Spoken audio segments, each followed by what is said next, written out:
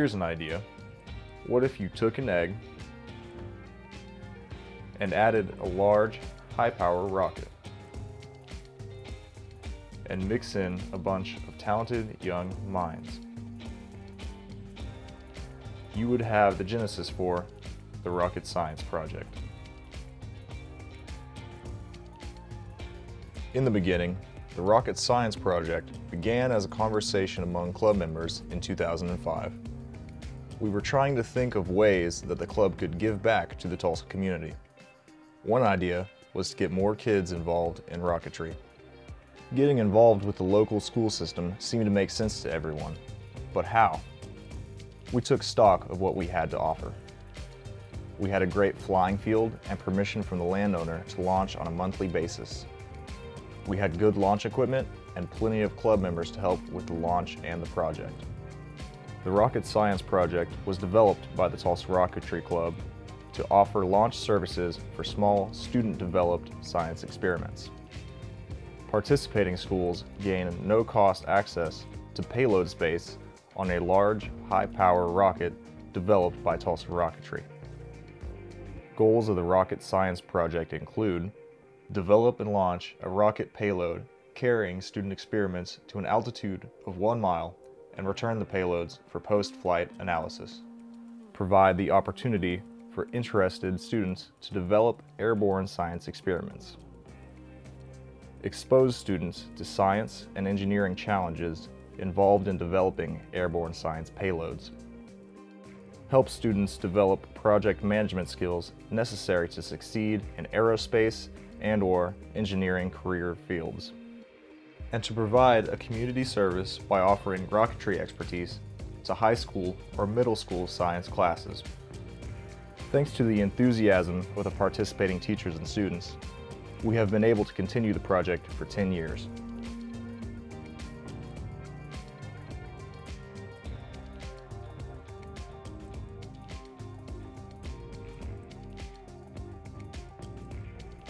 The experiment we do most often is they create an egg protector to protect an egg. Kind of what we tell the kids, it would be kind of like if you were designing a helmet for an astronaut to protect the astronaut's brain in case of a crash. And the thing that we do in 7th grade is to bring it up a level, is they have to actually create an apparatus that is within the size constraints of the rocket. So of course anybody could build something that's huge that could protect an egg from a fall, but because they have to make a smaller project and only use certain materials, it's more of a challenge at this level. And then what we do is we conduct a series of tests. So they're getting to see science in action. They get to see 3 trials. The first trial, we drop the protectors off the staircase here, and then the ones that survive, the eggs that didn't crack, our principal takes them, those protectors, and drops them off of the roof. And then the ones that survive that, we usually have about 10 to 15 survive a roof fall from the 2-story school. And we bring those back in and we line them up, and the kids vote on the ones that they think would survive the rocket launch.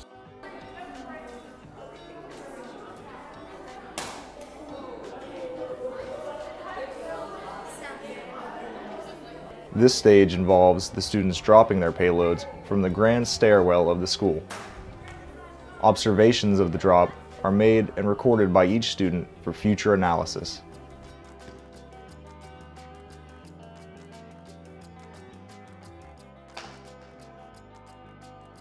Some results are immediately apparent and messy.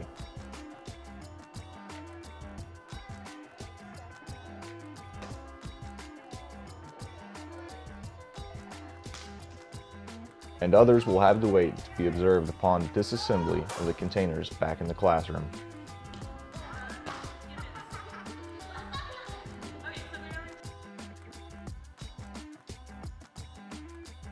Foam stuff and then some fiberfill cotton. I want to put some of that berries on the machine. Did it live? Did it live for another Good job, Emma. It lived. Good job. Oh, so good. Oh, okay. Oh, you do? That, oh. I feel like I'm not doing this. I cracked it. You was okay. You go right and say, I've been Research. The ride park. Oh, it cracked. Karen.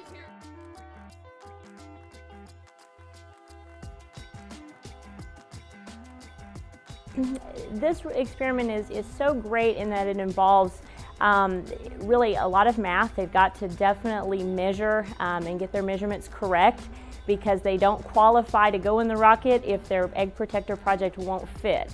So even if they survive the test, if the protector will not fit into the rocket canister, then they can't compete. So there is a lot of math involved in measuring and putting the materials together.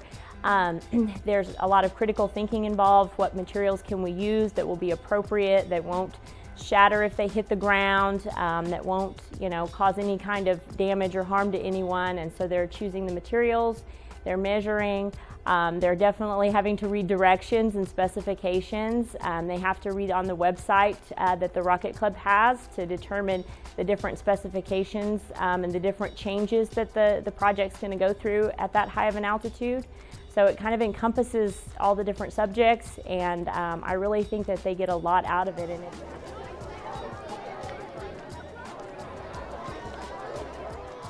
The students enthusiastically gathered in the common below the rooftop perch of Mr. Replogle, the principal, who was charged with conducting the drop of all the students' egg protectors that had made it this far. One by one, the payloads were tossed over the wall, down a 3-story building to an abrupt stop on the ground.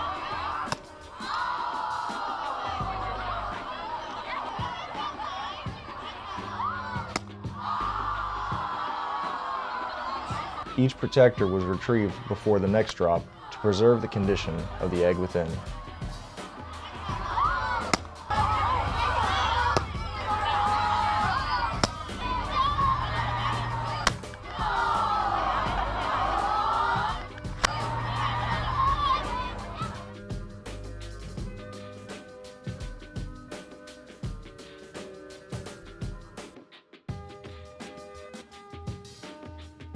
Science is very important because it's an opportunity for students to be reading, writing, using math within real life experiences and things that interest them.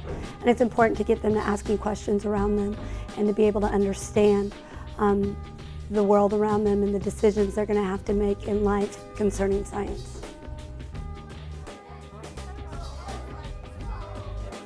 The students in Mrs. Forrest's classroom gathered at their workstations to assemble their egg protectors. I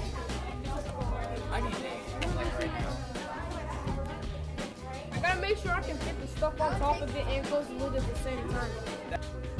Their imagination was obvious, given the wide variety of packing materials that were used to cushion the eggs and demonstrate how they would survive in the payload of a high-power rocket flight.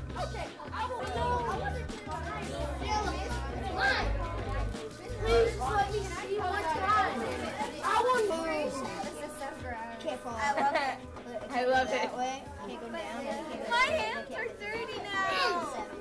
Look, this is what I told my mom. I said, give me a bag. At this level, they're not learning as much of what those actual forces are, but they're carrying with them knowledge of certain things, absorbed forces better than others, so when they get into that physics, they're going to be able to make those connections. 3, 2, 1. You're awesome. Okay, 3, 2, 1. That should be really loud. Hold on, Jake. No, it's gonna go down. 3, 2,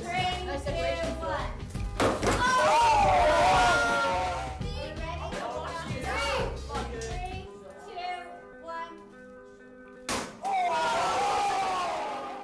Some drops fared better than others.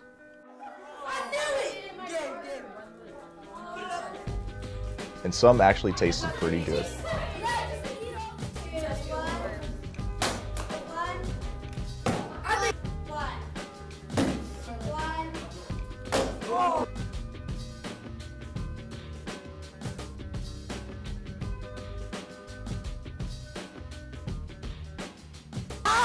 You doubted me! What?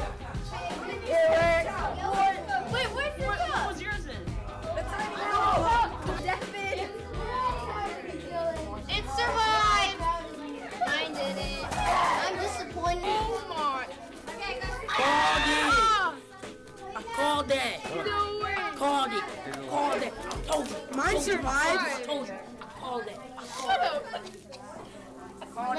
Darian, I can't believe you. It lived! God, if you were there, you would have made America happy. It's survived! Yeah! Yes! Fight survived! Yes! Fight survived! Yes!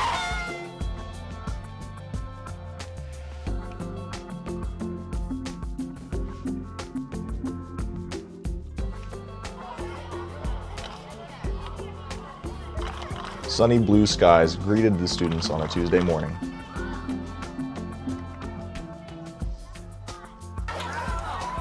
You could read the anticipation and enthusiasm of the upcoming activities on their faces.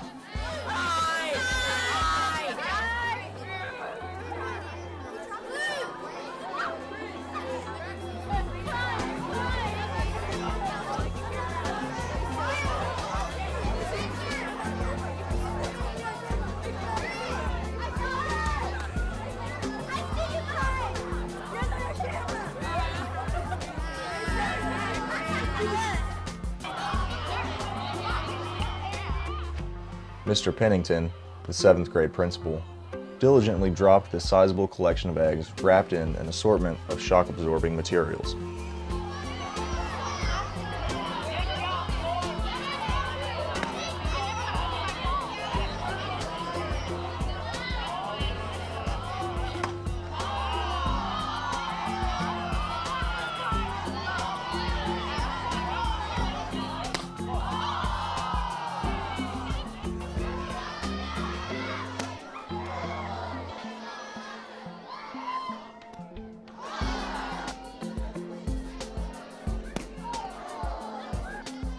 A chorus of oohs and ahs accompanied each egg protector as it landed on the hard cement.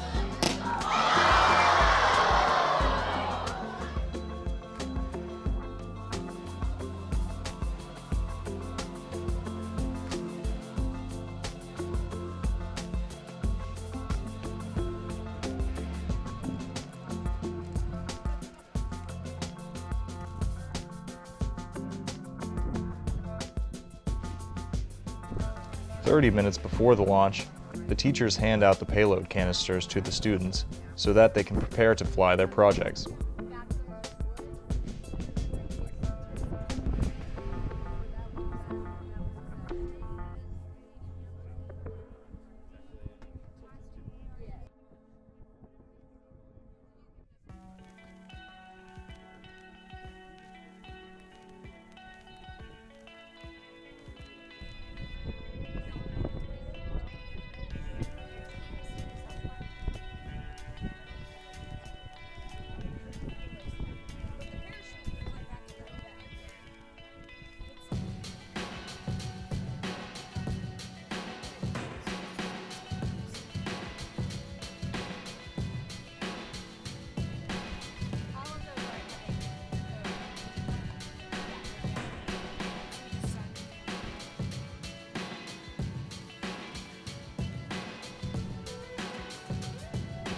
Tulsa Rocketry's prefect, Hal Ellis, loads each canister into the payload bay.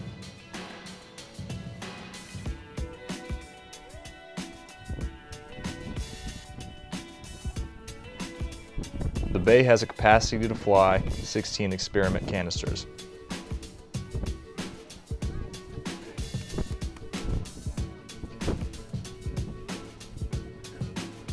The payload bay is then loaded into the upper stage of the Rocket Science rocket by Tulsa Rocketry Club members.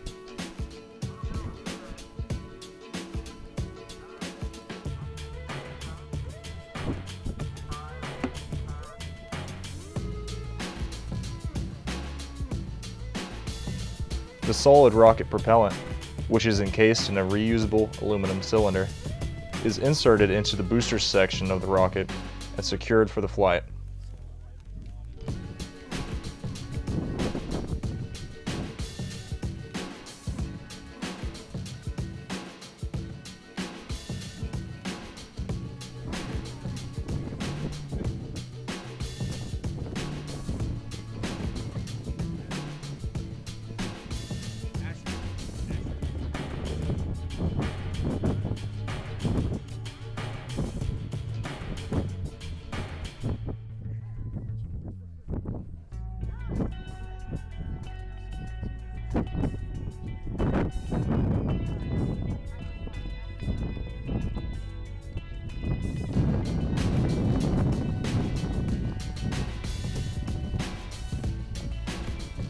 The booster and payload sections of the rocket are tethered together with high-strength tubular nylon, which is attached to the large main parachute.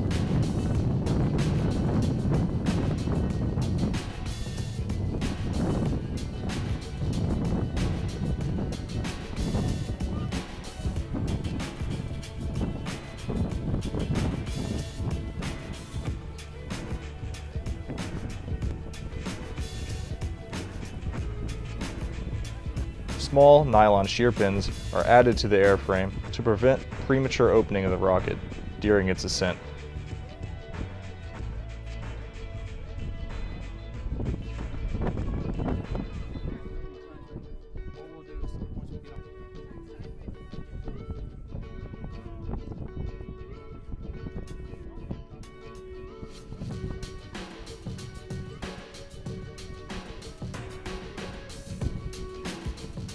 The rocket, now weighing in excess of 70 pounds, is carefully carried to the launch pad over 500 feet away from the crowd for safety.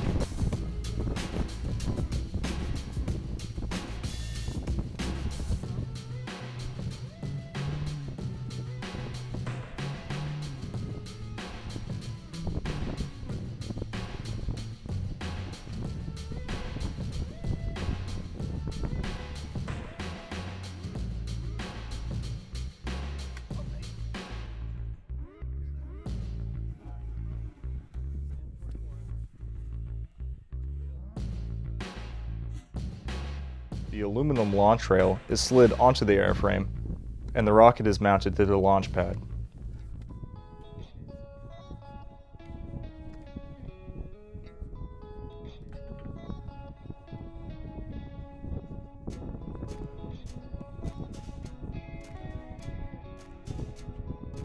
Electrical connections are made to the rocket's motor to allow it to be ignited from launch control back at the flight line.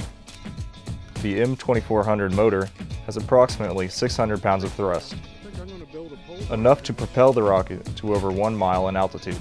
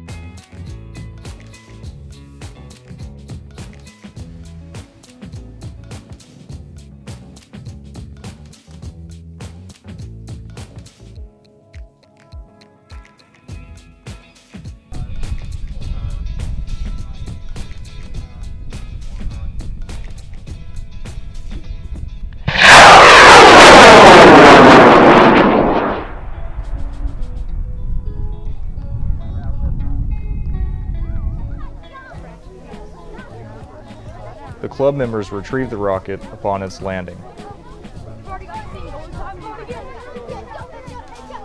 They then transport it back to the flight line for disassembly and distribution of the payload canisters.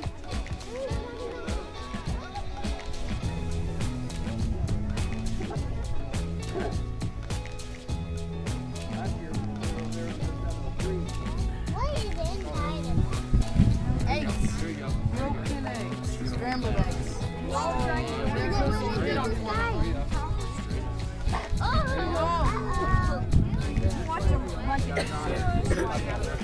Careful now.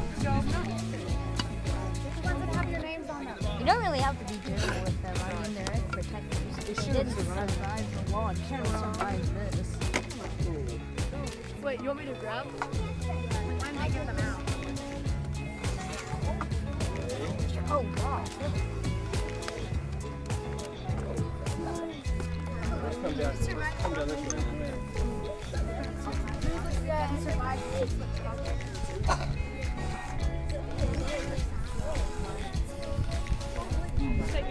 Yeah, but there's not a big trash bag.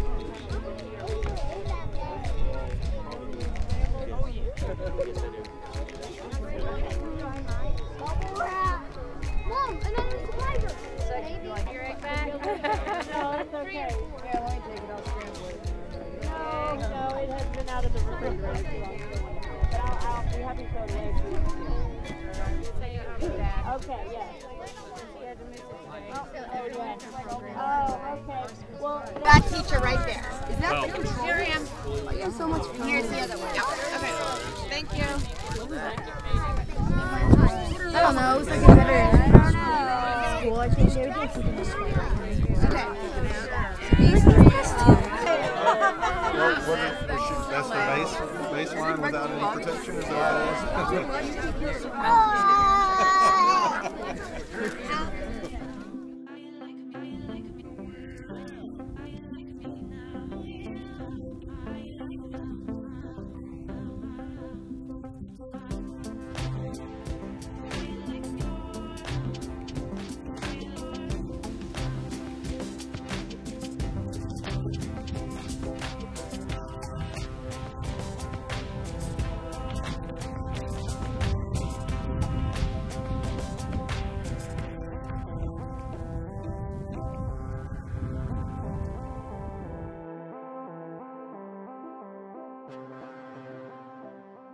I learned that if you use all of one thing, it won't work, because whenever I was testing it, I tried to do it with all bubble wrap and it didn't work, and I tried to do it with all cotton balls and it didn't work.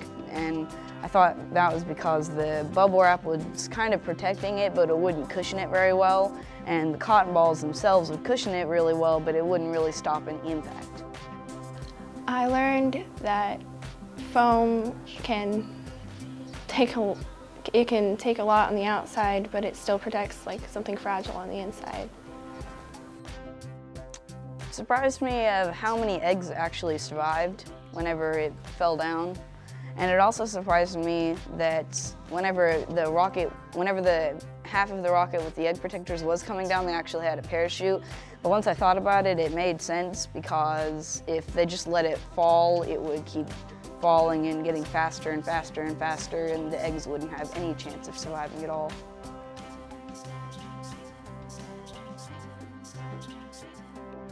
I want to be a chemical engineer because I really like science and mathematics, and I'm good at both of them. So it's always been a kind of a joy of mine, and my grandparents have been engineers, so I kind of had that to influence me also. Whenever I grow up, I'm going to get a doctorate degree in some kind of science, but I like all the kinds of science so much that I cannot pick which one to choose. I'm a marine biologist.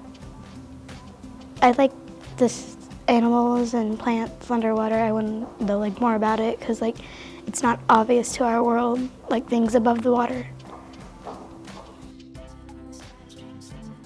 Anytime you can get a student actively involved in science and where they're passionate or care about it is always a win for science.